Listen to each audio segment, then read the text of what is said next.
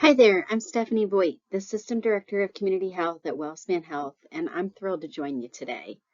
We're excited to share the data findings of our WellSpan 2025 Community Health Needs Assessment as we prepare for the development and the launch of our Community Health Improvement Plan. You'll probably remember that WellSpan's been conducting needs assessments for decades, one of many commitments we've made to monitoring the health of our community. Our robust approach to collecting data not only provides a detailed snapshot of the health needs of our community, but it also positions us well to act on those identified needs in a meaningful way. I'm joined today by Burwood Yost, the Director of the Center for Opinion Research at Franklin and Marshall College, who is our consultant on our needs assessment and has been for many years.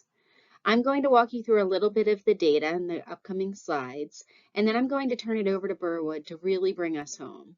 Thanks so much for engaging with us as we continue to build vibrant communities. First, a little note about our journey and our methodology to date. Continued learning has always been a theme in our needs assessment and improvement plan efforts. We reflect on the previous successes and opportunities, and then we strengthen our processes with every 3-year cycle. When we started this work several months ago, we identified several opportunities for improvement. And as such, we set our sights on a few main objectives, which included, number one, a commitment to consistently evolving our methodology so as to remain innovative and to maximize our learnings.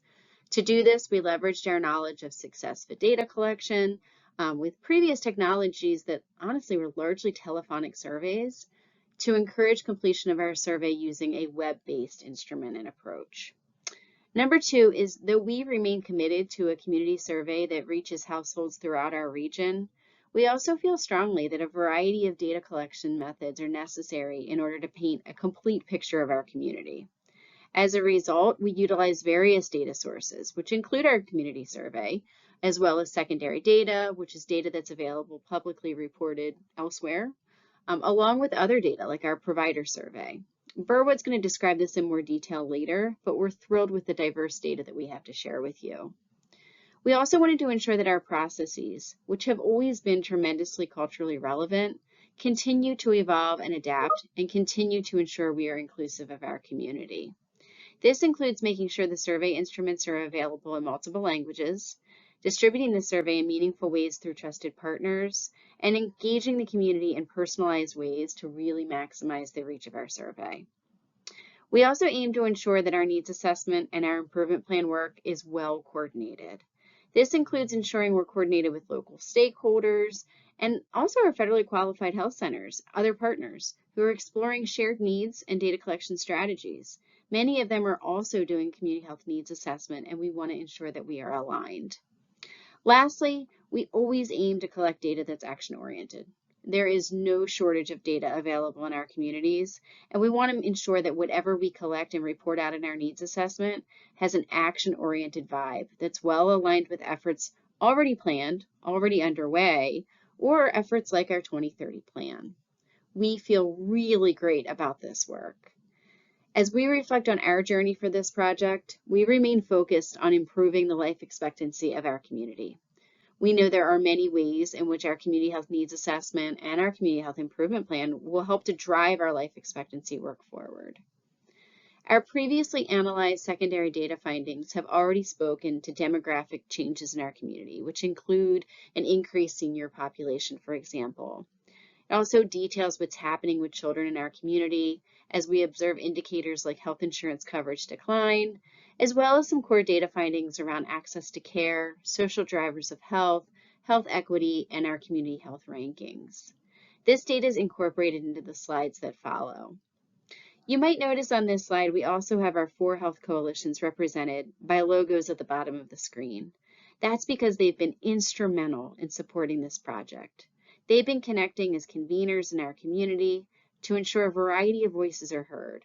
They've also served as a phenomenal steering committee to help develop the methodology and other key pieces of our needs assessment project. We are very, very grateful for their leadership. Before we jump into the data, I wanted to share with you a bright spot of the 2025 needs assessment that really exemplifies our commitment to innovation and evolving methods. In early February, we launched our community survey, a mostly online survey that we promoted using a variety of social media and communication strategies. About a week into the survey distribution, we were fortunate to engage with the Hippocratic AI team through our innovations department at WellSpan. Through a little bit of planning and a lot of coordination, we leveraged the success of the Hippocratic AI tool, Anna, who you may have received a phone call from, to collect additional data from our community. Utilizing AI technology to call households across our region allowed us to achieve a 40% connect rate for about 640,000 community members. Essentially, 640,000 community members were encouraged by our AI tool to complete our community health needs assessment. The result? A 275% increase in survey responses, which more than doubled our goal of 2,300 surveys collected. We rounded out our survey data collection with just over 5,300 surveys, and we are thrilled to have more representation of our community and a much larger sample size than we have ever had in the past. For comparison, our last assessment in 2022 was based on about 1,500 survey responses. Our goal again this year was to reach 2,300 responses. We blew that out of the water because of our strategic partners and our incorporation of innovation into the process. The results of that data will follow in the next few slides, but I couldn't miss out on the opportunity to share with you this great success. Reaching more households that represent our community is essential to maintaining the high quality needs assessment that WellSpan delivers every 3 years. As we walk through the remainder of the data, one of the core themes that was observed early in our data collection process was the significance of the demographic shifts of our community. On the left side, you'll notice two bar graphs stacked on top one another. They represent the population distribution by age. The yellow bars represent the population changes in Pennsylvania. The blue represent the regional average changes over time. Regional average comprises of Adams, Cumberland, Franklin, Lancaster, Lebanon, and York, all averaged together. What you may notice pretty quickly is that we continue, and this is a trend that we've observed for many years, we continue to see an aging population. You'll notice the 65 years and above rates continue to increase. This has significant impact on things like Medicare coverage and the ways in which our community interacts with preventive care services in our community.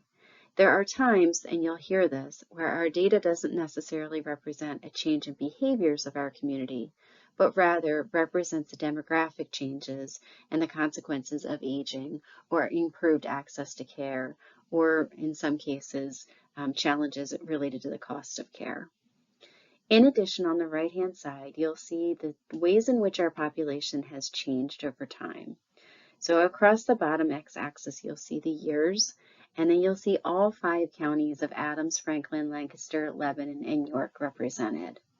It may not surprise you that Lancaster County is the only county within those 5 that demonstrates an increasing birth rate. Because that red bar that you'll see, the red line that you see is above the x-axis, that indicates that the population is growing or there are more births than deaths in our community. In most of the other counties in our region, the birth rate is actually lower than the death rate, which is demonstrated by the red lines being below the x-axis. We continue to see a considerable amount of fluctuation in domestic migration and some increases in international migration in most of our counties, actually in all of our counties. This is significant, and this graphic is really helpful to help us to understand the growth in our communities and the changes that we're observing within our population. Thank you, Stephanie. This is Burwood Yost, and I want to talk for a few moments about how we gathered our data before talking about some of the data itself. We've used 2 kinds of data to understand community health needs. Data of the kind that Stephanie just described about population change comes from information that is regularly gathered and reported by governmental and academic researchers. This is known as secondary data and can be especially useful for identifying trends and for making comparisons. But the major limitation of secondary data is that it tends to be older because it takes a long time to compile and report. We also have no control over what kind of data is available, so we have to take whatever we can find. We must gather our own data if we want to have up-to-date findings, and if we want to make sure the data we have includes information that we think is important for us to know. The main source of information we are using to understand adult health behaviors, health conditions, and health risks comes from a community health needs assessment survey of 1,700 adult residents of Adams, Franklin, Lebanon, Northern Lancaster, and York counties. The survey interviewing took place from February 10th to March 16th, and the sample was designed to represent the adult population of our area. All sample households were notified by mail about the survey, and the survey itself could be completed over the phone or online depending on a respondent's preference. Sample error for this representative survey is plus or minus 3.4 points. The middle column in the data table on this slide shows that the profile of the random survey participants looks very much like the characteristics of the adult population of the WellSpan community overall. For example, you can see that 90% of survey respondents are white, which matches the estimated presence of whites in the community, which is 87%, and falls within our range of expected sampling error. The same is true for other key demographic elements, including key health-related variables like having health insurance. As Stephanie mentioned earlier, we supplemented the data from the random survey with a large sample of nearly 6,000 community members who completed the same survey online. As you probably know, it is increasingly expensive to gather data through random survey processes, so gathering lower-cost supplemental data from willing participants is becoming a common practice for building larger samples. But, as column 3 in the data table shows, the characteristics of individuals in the stakeholder sample are considerably different from the adult population. It has more women, college-educated, and older individuals overall. To make full use of this data, data from the random sample and our convenience sample were combined based on the population profiles estimated by the random sample survey. The statistical procedures we used to combine the data file let us construct respondent profiles that provide more data for those who tend to be underrepresented. So that is how we gathered our data. What does it show us? This table summarizes the overall regional findings for 35 key indicators from the Community Health Needs Assessment Survey, including comparison data from the past 2 needs assessment cycles. This overall data shows that indicators related to healthcare access are generally favorable, with most residents reporting they have healthcare coverage and a personal physician.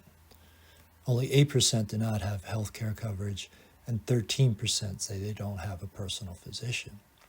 One indicator that may be a concern, though, is that 30% of adults have a high deductible health plan. The presence of high deductible health plans has become more common in recent years. Health behaviors, those things like diet, exercise, substance use, and sleep that are important behavioral risk indicators, show that few residents exercise regularly. About 80% did not exercise 30 minutes on 5 days in the past week. The data also shows that too few residents get enough sleep, and an increasing number, close to 1 in 4, use marijuana. That's an increase over prior surveys. Not coincidentally, the mental health indicators show that an increasing share of adults, more than 7 in 10, exhibited some depressive symptoms. An increasing number also say they do not get sufficient social and emotional support. A major source of stress for many people comes from their economic circumstances, and there seems to be more stress about money worries today as more people experience some economic hardship. More than half of residents say they are stressed about money. Finally, health status indicators are increasingly bad. Nearly 3 in 4 adults are overweight and obese, and half report having at least one day in the past month when their physical or mental health was not good. The number of adults who experienced poor physical and mental health days is a good bit higher than in prior health needs assessments. The risk factors that account for the most disease burden in the United States and in Pennsylvania are behavioral risks related to diet, such as high BMI, and to tobacco, drug, and alcohol use. These risks contribute to cancer, cardiovascular, and circulatory disorders, chronic respiratory diseases, and diabetes. What's also important to know is that the likelihood of experiencing these risks is not the same for everyone. Public health researchers frequently attribute persistent patterns of health disparities, that is, gaps in access, conditions, or behaviors that are larger for some demographic groups than for others, to a set of social determinants. These social determinants can include not only demographic attributes, but also psychosocial stressors such as discrimination and trauma. Social determinants thinking suggests that health is determined by access to social and economic opportunities that arise from the places where we learn, live, and work. According to the Centers for Disease Control, the conditions in which we live explain in part why some Americans are healthier than others, and why Americans are more generally are not as healthy as they should be. This table displays the relationships that exist between each survey indicator and demographic information such as poverty status, race and ethnicity, gender, age, and county of residence, and psychosocial determinants such as depression, trauma experiences, and discrimination. The color coding identifies whether there is a significant relationship between each indicator and each subgroup and how strong those differences are. The darkest coloring indicates the strongest associations. The area's health disparities, generally speaking, show clear patterns. Age is significantly associated with differential outcomes related to many indicators. Older residents are more likely to have better access to health care and have better rates on most prevention-related indicators, although they are also more likely to have specific health conditions. Younger residents are more likely to drink, use illegal drugs, and smoke. Race and ethnicity is also significantly associated with differential outcomes related to access, conditions, and prevention behaviors. Poverty is significantly associated with differential outcomes related to access, behaviors, conditions, and prevention. There are a few notable differences by gender. This table also shows the overwhelming disparities that relate to psychosocial indicators related to depression, trauma experiences, and discrimination. These experiences produce some of the strongest disparities across most types of indicators. In most cases, these psychosocial attributes result in greater disparities from or indicators than any of the demographic characteristics, although it is essential to note that some groups are more likely to report these experiences. I'd like to finish my part of the presentation by talking about life expectancy. Life expectancy is useful to public health planners because it succinctly captures the overall health status of a population. Life expectancy data also helps public health researchers explore differences across and within geographic areas and demographic subgroups.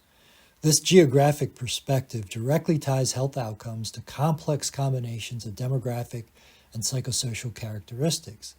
Understanding which groups and which places are most at risk for poor health helps direct resources more efficiently towards improved health. Estimates of life expectancy by census tracts show that there is significant variability across and even within the WellSpan counties. For instance, life expectancy in WellSpan's service area ranges from a low of 67.7 years to a high of 89.8 years. That is a 22-year difference depending on the census tract where someone lives. This slide shows how variable life expectancy at birth is by census tract, with bluer tracts having longer lives. The large differences in life expectancy within a compact geographic area like South Central PA are striking. Why do these differences exist? Well, it is a natural implication of the data I showed on the prior slide and is directly related to how unevenly things like income, wealth, poverty, education, and other characteristics are geographically distributed. Researchers know that the social characteristics that define each census tract, such as differences in income, educational attainment, or race and ethnicity, are strongly associated with life expectancy. In addition to the many types of data we've described and that is documented in our summary report, our needs assessment also presents community-level data from a composite indicator that includes 17 education, employment, housing quality, and poverty measures. This area deprivation index is a tool that identifies neighborhoods with significant social disadvantages. The deprivation index shows that the social conditions within our area vary considerably, with some community deprivation scores revealing neighborhoods that are among the most disadvantaged places in the entire nation. Recognizing these neighborhood gaps will be important for planning WellSpan's future interventions. Thank you, Burwood, for walking us through the complexities of our data. Conversation about data lends itself to the question of core themes and findings. Taking the abundance of data collected, assembling it into a meaningful, concise list of some core themes is no small task. We've already started putting together our secondary data, our patient data, subject matter expert feedback, and community survey data. You've heard some of that in the summation today. As we've analyzed the data, we've landed on some core themes or findings that I'd like to share. You'll see them on your screen, and I'll try and walk through them each as well. We continue to see health behaviors in our communities are getting worse. Our communities are tending not to eat healthy foods, are not exercising, are experiencing high amounts of stress, and are getting very little sleep. We observe rising substance abuse and misuse in our communities as well. We see that the consequence of some of those health behaviors are playing out in the chronic disease incidence across our communities as well.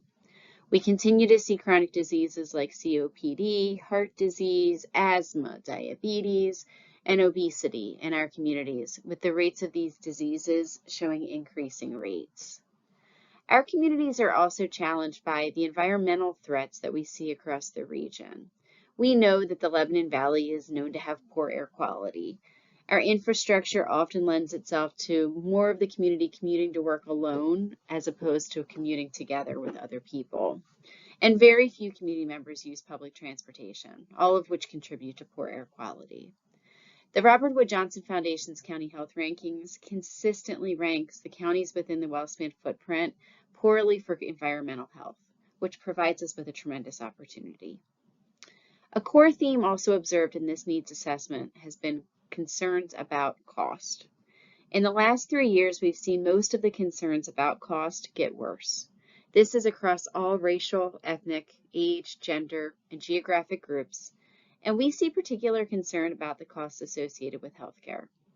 This includes routine and specialty care, with some individuals indicating that they're having to make decisions, balancing a decision to feed their families, pay for housing, or to seek healthcare. We've learned a lot in the past 3 years about the influence of non-medical factors of health, and we're already advancing great work in this space that we continue to see the needs of our community grow. We do see some demonstrated improvement in the rates of adults seeking routine care, which is great news. You will remember that the last time we conducted our community health needs assessment was in 2022, when folks were still very hesitant to seek out routine care and go into our practices with the threat of COVID-19. We believe that the improvement that we're seeing has to do with the reduction of COVID-19 in our community and folks returning to their sense of normalcy. We also believe that the improvement in these rates of adults seeking routine care is tied to the demographic shifts we're observing more broadly in our community. As the community ages, for example, not only does the need for routine care and screening increase, but the availability of coverage through Medicare may provide some additional opportunity. WellSpan's launch of the Spotlight on Children's Health has been a timely reminder of several of the children's health indicators that we observe across the region. One such indicator was observed in the needs assessment and has been the high rate of uninsured children under the age of 6. Additionally, we continue to observe disparities across our communities. We look at these disparities based on age, race, gender, geography, income, education, and some of the most disproportionately impacted populations are those individuals who are diagnosed with depression, individuals who are living in poverty, and racial and ethnic minority groups. The next step in our needs assessment project is to shift our focus to action-oriented planning. The development of our community health improvement plan in the very near future will allow WellSpan to align the identified community needs that you've heard about today with organizational strategic planning. You'll remember that the Community Health Improvement Plan serves as a playbook of what we will do at WellSpan for the next 3 years to take action on the identified needs. We hope that you'll continue to follow our progress in sharing the WellSpan 2025 Community Health Needs Assessment and the 2026 to 2029 Community Health Improvement Plan beginning in July.